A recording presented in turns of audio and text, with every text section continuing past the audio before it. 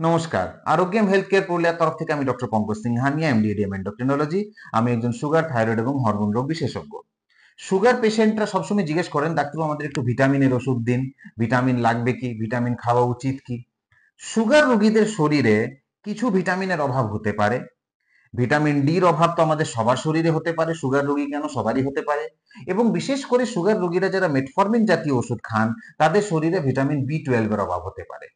এবং সব মিলিয়ে দেখা গেছে যে সুগার রোগীদের যদি হালকা কোনো ভালো ভিটামিন আর মিনারেলের কম্বাইন্ড করে ট্যাবলেট বা পাউডার দেওয়া হয়, তাদের শরীরের অবস্থা ওভারঅল ইন জেনারেল ভালো থাকে। কারণ তাদের খাবারের মধ্যে কিছু রেস্ট্রিকশন আমরা করে গিয়ে থাকি। কিন্তু এটা জরুরি নয় যে প্রত্যেকটা সুগার পেশেন্টকে ভিটামিনের ওষুধ বা প্রোটিনের পাউডার খেতেই হবে। এটা আপনার ডাক্তারের পরামর্শের ওপর নির্ভর করে। এবং বাজারে পাওয়া যাওয়া অনেক সুগারের প্রোটিন পাউডার ইত্যাদি ট্যাবলেট এগুলো আছে, সেগুলো দয়া করে নিজে থেকে কিছু নেওয়ার চেষ্টা করবেন না। আপনার ডাক্তারবাবুকে জিজ্ঞেস করে নেবেন। ধন্যবাদ।